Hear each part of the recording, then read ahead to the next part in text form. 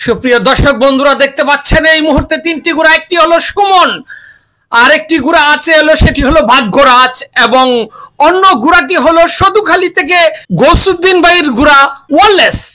আপনারা দেখতে পাচ্ছেন তিনটি ঘোড়া। 4 নম্বর সামের প্রতিযোগিতা অল্প কিছুক্ষণের মধ্যে শুরু হতে যাচ্ছে।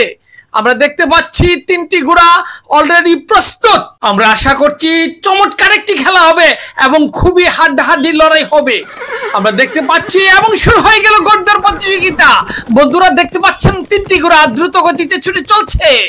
সুমন, ওয়ালেস এবং ভাগ্যরাজ তিনটি ঘোড়াই অসাধারণ ঘোড়া। ইতিমধ্যে দেখতে পাচ্ছি ভাগ্যরাজ ঘোড়াটি কেমন জানি পাগলামি শুরু করেছে, কিন্তু সুমন এবং ওয়ালেস ঘোড়াটি দ্রুত গতিতে ছুটে চলছে। দেখা যাক শেষ পর্যন্ত কি হয়, সুমন ঘোড়াটি ফিরে আসতে পারে কিনা। আমরা দেখতে পাচ্ছি চমৎকার একটি ঘোড়দৌড় প্রতিযোগিতা। ওয়ালেস অনেকটাই অগ্রগামীর পথে, তার ঠিক পিছনেই রয়েছে ভাগ্যরাজ ঘোড়াটি, এবং সুমন পিছন থেকে চেষ্টা করছে আবার কামব্যাক করার জন্য। আমরা দেখতে পাচ্ছি, আমার মনে হয় সুমন এখন অগ্রগামীর পথে। ওয়ালেস আচ্ছা মানুষ আবার ওয়ালেসের মালিক আসবে না, মানুষ সাবধান।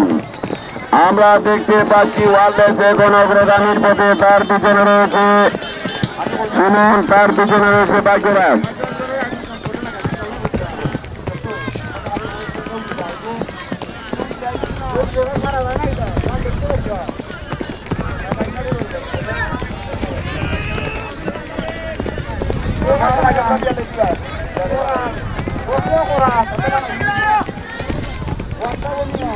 পাগলার আসল আনোয়ারপুর, 3 ভাই বাদগাঁও, 6 ভাই দাসনগাঁও।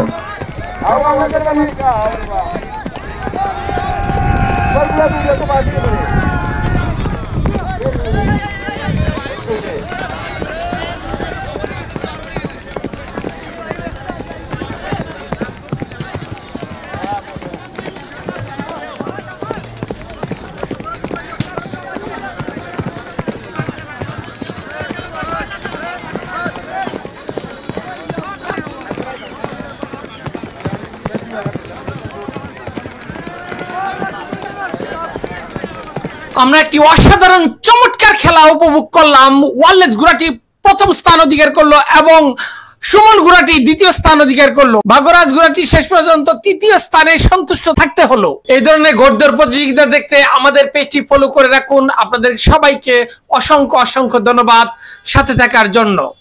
আল্লাহ হাফেজ।